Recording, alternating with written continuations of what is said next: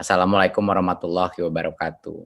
Hari ini kita akan membahas beberapa kebijakan dan inisiatif dari Kemendikbud untuk meringankan beban dari berbagai macam pihak sekolah maupun mahasiswa yang sedang mengalami krisis ekonomi di masa pandemi ini.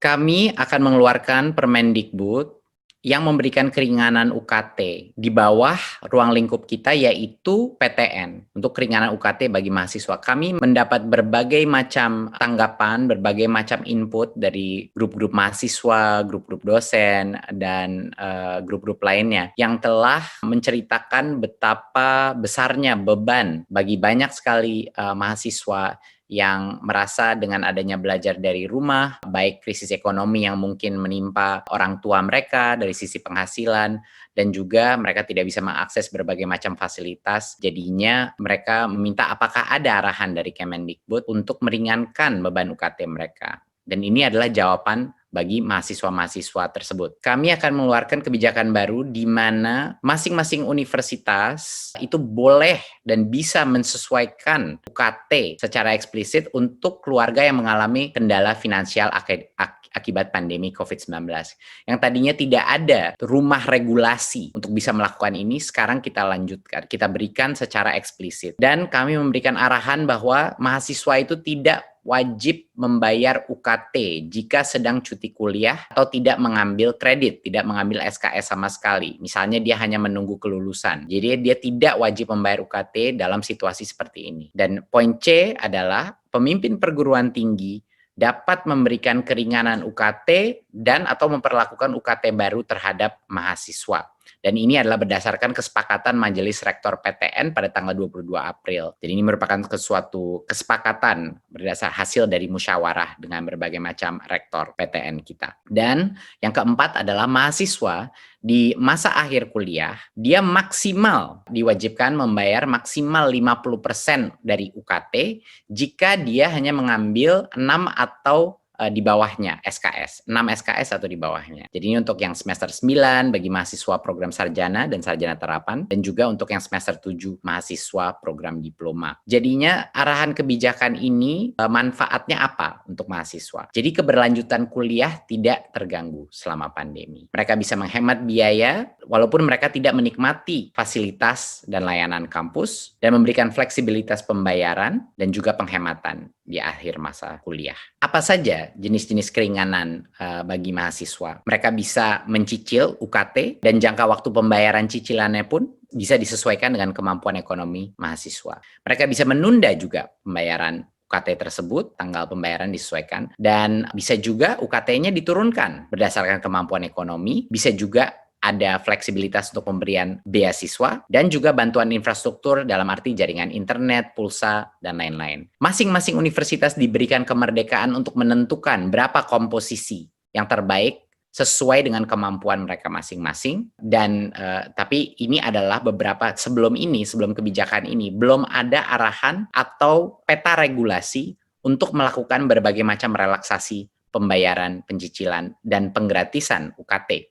Jadi ini adalah kerangka regulasi yang kita berikan agar semua perguruan tinggi negeri bisa segera melakukan peringanan untuk membantu mahasiswa. Ini bukan hanya kebijakan, tapi sudah dilaksanakan banyak sekali perguruan tinggi negeri. Kami telah berkoordinasi dengan berbagai macam perguruan tinggi negeri yang sudah maju duluan. Jadi saya ingin ucapkan apresiasi saya yang sebesar-besarnya kepada para rektor dan para dosen-dosen di universitas yang sudah maju duluan untuk melakukan relaksasi UKT di masing-masing kampusnya, terutama Universitas Gadjah Mada, IPB, Universitas 11 Maret, UNY, Universitas Negeri Surabaya, Universitas Negeri Semarang, dan Universitas Negeri Gorontalo. Saya apresiasi yang sebesar-besarnya bahwa para rektor di universitas ini telah melakukan berbagai macam contoh peringanan UKT, baik dari sisi cicilan, ada yang memberikan keringanan, ada yang memberikan subsidi internet, dan lain-lain. Ini jadi dengan adanya regulasi Permendikbud ini yang kita harapkan adalah agar semua PTN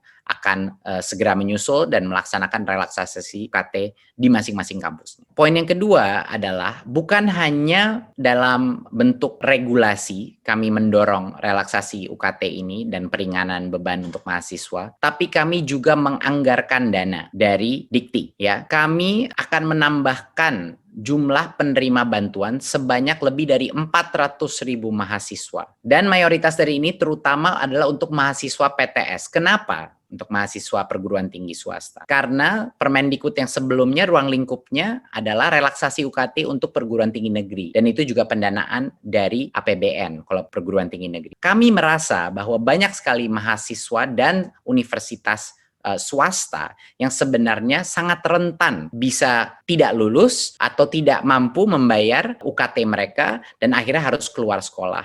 Dan juga dari sisi institusi perguruan tinggi swasta, mereka semua pendapatannya, pendanaannya kebanyakan itu dari UKT-nya mahasiswa.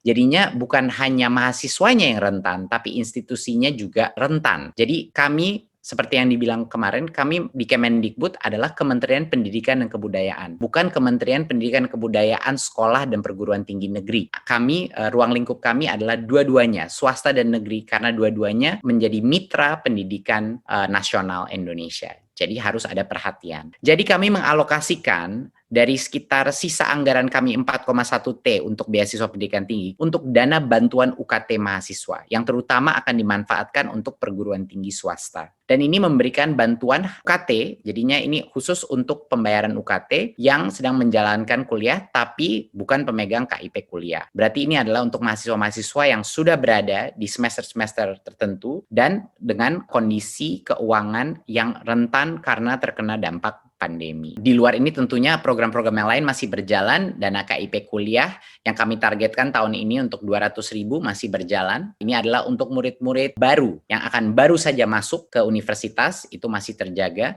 Dan tentunya bidik misi yang tahun lalu sudah penerima itu akan terus kita lanjutkan. Dan tidak ada penurunan di situ ya. Jadinya tapi untuk yang 410.000 mahasiswa ini adalah mahasiswa baru yang teridentifikasi sebagai rentan dari sisi ekonomi dan bisa saja mengalami kesulitan membayar UKT mereka dan terutama mahasiswa di perguruan tinggi swasta. Ya, ini sedikit kisi-kisi mengenai kriterianya. Pertama adalah yang terpenting ada kendala finansial dan mereka tidak status beasiswanya tidak boleh dibiayai oleh program KIP kuliah. Jadi tidak ada tumpang tindih dari program KIP kuliah ataupun program beasiswa lainnya. Dan jenjang kuliahnya ini adalah untuk dua-duanya mahasiswa PTS dan PTN, tapi diutamakan adalah yang PTS yang sedang menjalankan perkuliahan di semester 3, 5, dan 7. Jadi ini untuk mahasiswa yang existing, bukan mahasiswa baru, yang existing di dalam perguruan tinggi kita, yang punya resiko drop out yang tinggi, punya resiko tidak bisa bayar UKT di perguruan tinggi.